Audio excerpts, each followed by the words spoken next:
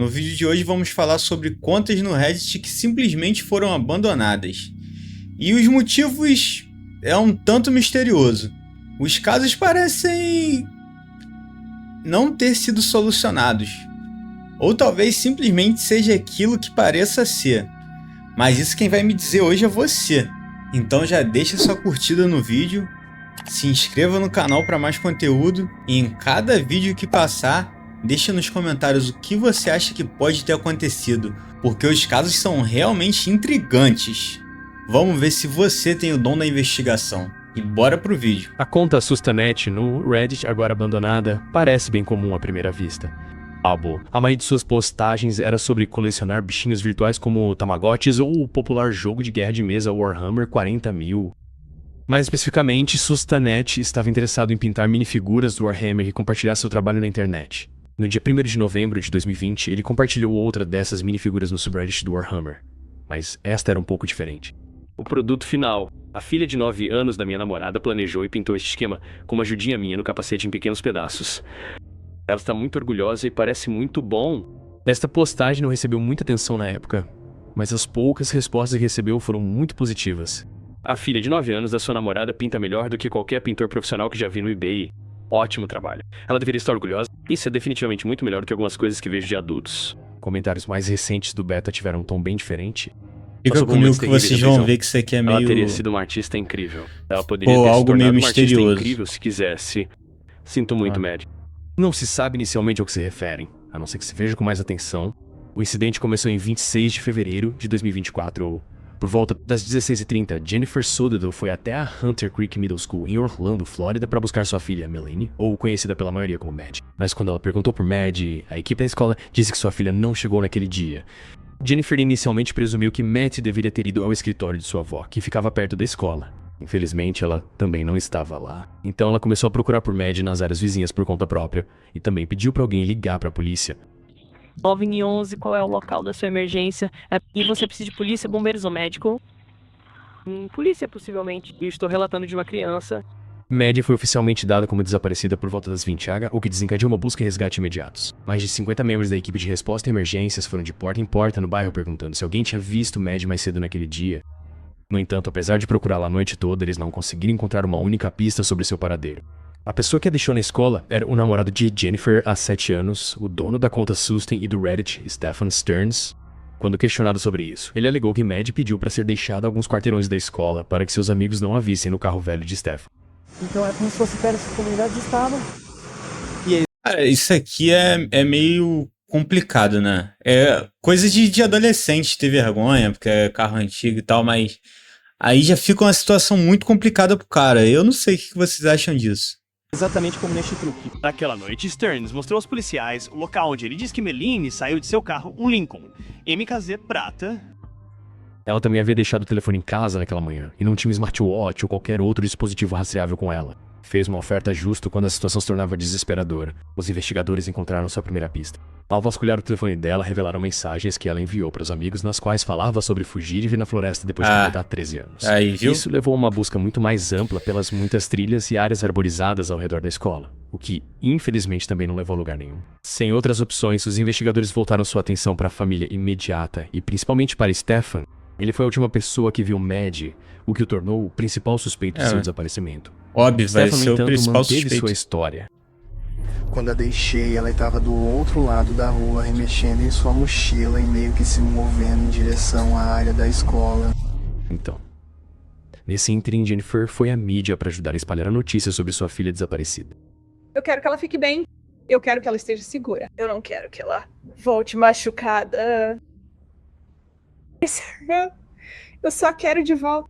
O que quer que isso signifique, eu só quero de volta.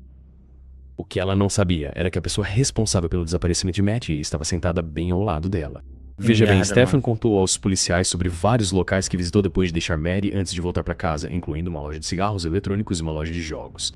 Mas quando os policiais verificaram as imagens do circuito interno de TV, eles o viram dirigindo na área, mas nunca entrando em nenhum dos lugares, que alegou ter visitado quase como se estivesse apenas criando possíveis álibis para o caso de ser interrogado. Imagens do circuito interno de TV ao redor de seu complexo de apartamentos também o mostraram fazendo uma parada e jogando itens em uma lixeira antes de ir embora, algo que ele não mencionou durante o interrogatório. Quando os investigadores verificaram a lixeira, encontraram uma mochila escolar contendo um moletom roxo de Matthew e seu mano. laptop escolar. Isso resultou na prisão de Stefan na manhã de 28 de fevereiro, mas muitos aspectos do caso ainda eram desconhecidos. A peça final do quebra-cabeça foi descoberta em 29 de fevereiro, quando a polícia descobriu imagens do circuito interno de TV de Stefan dirigindo com Maddie presa no banco da frente. Cara, que filho No da entanto, ela mãe, estava cara. curvada, indicando que provavelmente estava desmaiada. Isso fez ainda mais sentido quando os investigadores também encontraram um registro de compra dele comprando sevoflurane no Walmart 2 dias antes de Manny desaparecer. Sevoflurane, para quem não sabe, é um anestésico médico semelhante ao clorofórmio. Imagens do estacionamento de um hotel também mostraram ele tirando-o do banco da frente e colocando-o no porta-malas. Então, no dia 1º de março, os investigadores receberam uma dica de alguém que o viu trocando o pneu do carro na Hickory Tree Road na manhã de 26 de fevereiro. E uma busca na área revelou que ele ter que parar na estrada não foi uma coincidência. Em mata perto da estrada, policiais encontraram os restos de Maddie escondidos sob a grama, confirmando os piores medos de Jennifer. Stefan foi acusado de assassinato em primeiro grau e condenado a 21 penas de prisão perpétua sem liberdade condicional em julho de 2024. Com as fotos de Maddie que ele postou anteriormente em sua conta do Reddit, agora abandonada, servindo como um lembrete constante de seu crime hediondo. Mano, que filho da mãe. Cara, todo cuidado é pouco em relação a com quem você vai se envolver, porque a gente nunca sabe quem é realmente a pessoa que tá do nosso lado. Em 30 de Tadinho. setembro de 2017, o usuário do Reddit Killer Cam fez uma publicação no subreddit de comédia stand-up falando sobre o falecimento do comediante Patrice O'Neal. Patrice O'Neal não recebe o devido reconhecimento que merece. Se não fosse por sua morte prematura e infeliz, ele seria sem dúvida considerado o maior comediante de todos os tempos. E embora muitos concordassem com ele nos comentários, a resposta mais popular tinha um tom diferente. Se não fosse por sua morte prematura e infeliz. Sim, como seu filho. Este comentário se referia à tragédia que aconteceu apenas 3 dias após esta publicação. Quase um ano antes desta publicação, o OP postou uma foto de um bebê segurando um mouse de computador no ouvido, com o título "Meu filho acha que tudo é um telefone". Foi uma publicação muito inocente e saudável. Infelizmente, um ano depois, isso se tornaria uma lembrança do terrível incidente que aconteceu em 3 de outubro de 2017. Naquele dia, Christopher Kahn, de 27 anos, o homem por trás da conta Killer Kahn, levou seu filho de 2 anos ao Walmart Levittown Town Center, na Pensilvânia. Mas ele não estava lá para fazer compras. Imediatamente após entrar na loja, Christopher tentou furtar uma barra de som de US $208. Ele foi confrontado por seguranças que tentavam impedi-lo de sair. Os seguranças também chamaram a polícia, o que o deixou ainda mais assustado, gritando "Você não pode me segurar aqui", e correndo de volta para o carro com seu filho de 2 anos. O filho subiu no banco de trás, levando Christopher a cometer o pior erro que poderia ter cometido naquela situação. Ele se esqueceu de prendê-lo na cadeirinha. Em vez disso, ele subiu no banco do motorista e saiu em disparado. Ele nem estava sendo perseguido pela polícia ainda, mas continuou dirigindo em uma velocidade perigosa. Ele então tentou avançar o sinal vermelho em um cruzamento a apenas algumas centenas de metros do Walmart. Infelizmente, foi aí que sua sorte acabou. Em uma tentativa de fugir do local, ele bateu em outro veículo, fazendo com que seu carro capotasse. O próprio Christopher estava preso com um cinto de segurança, o que lhe permitiu sair do acidente com ferimentos leves. Infelizmente, seu filho foi ejetado do carro e caiu violentamente na estrada, morrendo no local. Testemunhas também viram Christopher saindo do carro e olhando para os restos mortais de seu próprio filho antes de continuar a fugir a pé. Felizmente, a polícia chegou ao local. Ele ainda depois de conseguiu. prender o Christopher, que Porra. estava tentando se esconder Ele nas ainda plantas tentou ao lado fugir da ainda. estrada. Investigações posteriores revelaram que ele estava sob a influência de drogas, o que pode ter contribuído para seu comportamento errático. Christopher também tinha uma extensa ficha criminal, incluindo roubo, fraude, ameaças terroristas contra sua esposa e muito mais. Ele também estava dirigindo com a carteira suspensa devido à posse anterior de drogas. Ele foi julgado em 28 de março de 2018 sob acusações de homicídio de terceiros, abuso infantil e outros. Mais tarde foi condenado a 8,5 a 30 anos de prisão. E, até onde consegui descobrir, ele continua atrás das grades, sem relatos de sua libertação. E no caso, acho que foi uma coincidência o cara ter comentado aquilo. Eu não entendi muito bem. O cara comentou antes de acontecer, né? Isso, acho que foi uma coincidência. Mas será que lá nos Estados Unidos funciona as leis a ponto dele ficar meio 30 anos? Em 11 de agosto Prisão? de 2018, o usuário do Reddit Galpicose postou um meme bem comum no subreddit Damp Memes. Não havia nada de muito notável nele e recebeu pouca atenção na época. Mas se você visitar a publicação hoje, verá comentários estranhos como "Cara, isso é loucura. A história por trás desse cara é realmente insana. Nunca Isso é cheguei a usar realmente esse Reddit. perturbador. Ele provavelmente está no inferno agora." Eles parecem muito deslocados no início, Mas descobrir o que o dono dessa conta fez não é tão surpreendente. Veja, havia duas constantes na conta do Reddit Galpicose: Fortnite e depressão. O dono da conta, Farhan Towhead, de 19 anos, frequentemente discutia seus problemas de saúde mental com outras pessoas no site. Depressivo, e as então. coisas pareciam estar melhorando para ele.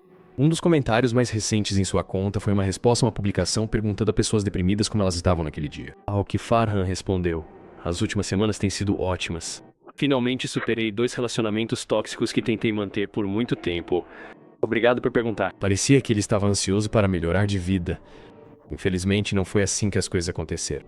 O incidente aconteceu na noite de 5 de abril, por volta da 1h da manhã, quando Farhan postou um link do Google Drive em seu Instagram. Dentro havia um documento de 7 páginas detalhando o que ele estava prestes a fazer e o porquê. Começava com a frase assustadora: "Olá a todos, eu e minha família." O resto do documento detalhava o plano que ele fez com seu irmão para comprar armas e acabar com o resto de sua família quando chegasse a hora. Ele falou Que sobre isso, como sua cara? depressão persistiu durante a maior parte de sua vida e que muitas pessoas tentaram ajudá-lo, mas todas falharam e acabaram o ignorando. Em um segmento sobre felicidade, ele escreveu: "Não é justo. Fiz tudo certo, cada pequena coisa certa, e ainda estou apático. Todo mundo tem o direito de se preocupar com o futuro, e eu não consigo nem pensar no que vou fazer amanhã sem passar por uma crise existencial. Pensando que uns ficam felizes, eu sequer consigo pensar em me sentar bem, entende? Não importa o que eu faça, eu simplesmente não consigo ser feliz." Ele também mencionou o motivo pelo qual acabou com a família, que basicamente se resumia a: eles ficaram tristes depois que ele se for, então essa é uma opção melhor. Ele estava claramente enfrentando sérios Caraca, problemas mano. mentais. Pô, Mas isso aí essa era- altura já era tarde demais. Um de seus amigos notou a postagem preocupante no Instagram e solicitou uma verificação de bem-estar. Os policiais chegaram ao local poucos minutos depois. Infelizmente, não havia nada que pudessem fazer. Já A tava casa estava tudo totalmente acontecido já. trancada. E quando conseguiram arrombar, todos os 6 membros da família já haviam morrido devido a ferimentos à bala, deixando a conta abandonada de Farhan no Reddit como um instantâneo de como ele se sentiu antes do massacre brutal. Cara, olha como a mente do moleque já tava perturbada, tava corroída já. Ele achou que a melhor alternativa seria ele matar a família dele, porque depois que ele se matasse, eles ficariam tristes.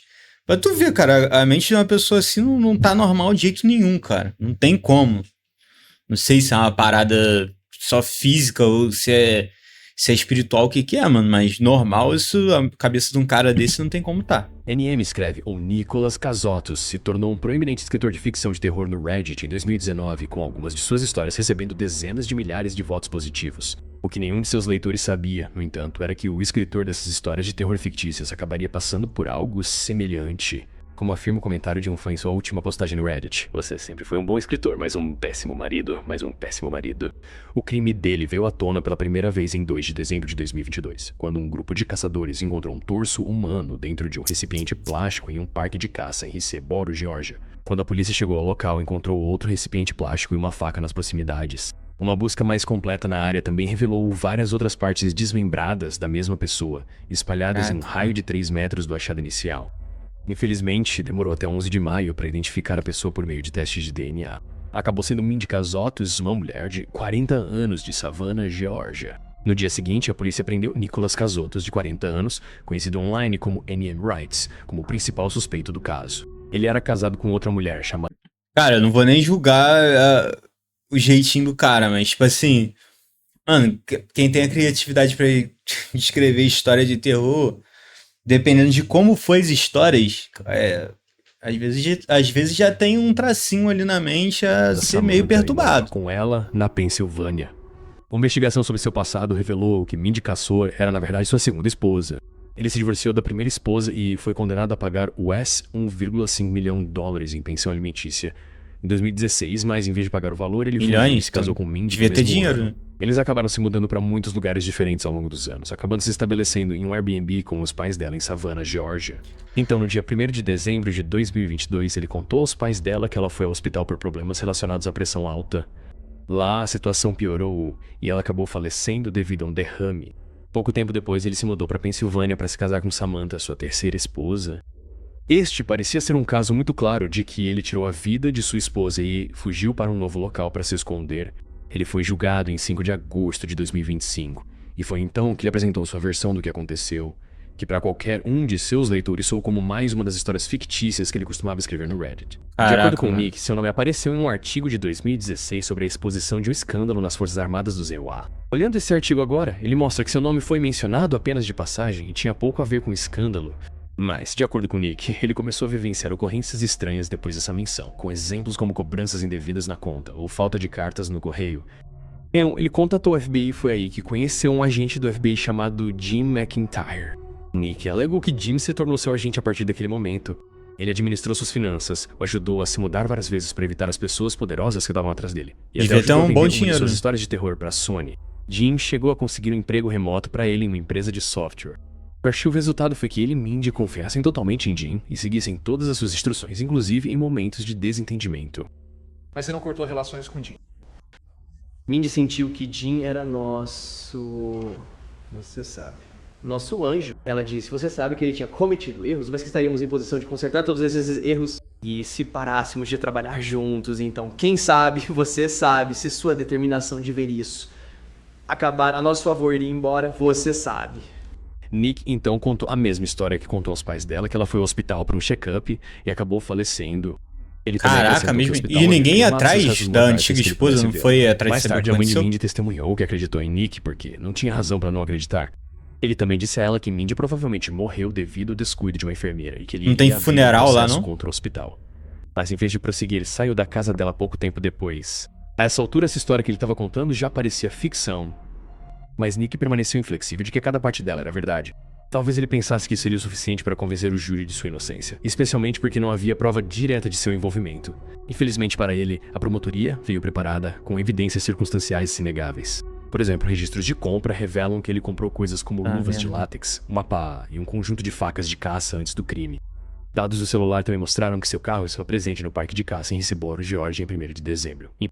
Mais importante ainda, os investigadores descobriram que ele estava em um relacionamento com Samantha, enquanto ainda era casado com Mindy. Ele provavelmente queria ficar com Samantha, mas não queria passar pelo processo de divórcio novamente, então decidiu O cara é acabar com a filho da vida mãe, dela. velho. Ele também tentou encobrir seus rastros, enviando um e-mail para os pais de Mindy de uma conta de e-mail descartável, alegando que ele havia morrido em um acidente, só para que eles não pensassem em ir atrás dele. Nick acreditava que escrever histórias de terror sobre crimes familiares lhe dava a capacidade de mentir para se livrar das consequências Ah lá, de suas crimes ações. familiares Felizmente, ele ainda. estava redondamente enganado. O julgamento terminou em 14 de agosto de 2025, e ele foi condenado à prisão perpétua sem possibilidade de liberdade condicional. Cara, deixa aí o que vocês acham, mas eu acho que meio que ele quis fazer da vida dele uma história, mano. Eu acho que foi algo assim. Que não é possível. Bom, se você ficou até o final e curte esse tipo de conteúdo, já deixa seu joinha aqui pra gente. Se inscreve no canal que vai estar me ajudando e eu vou estar trazendo mais conteúdo pra gente assistir aqui, tá bom? Fui!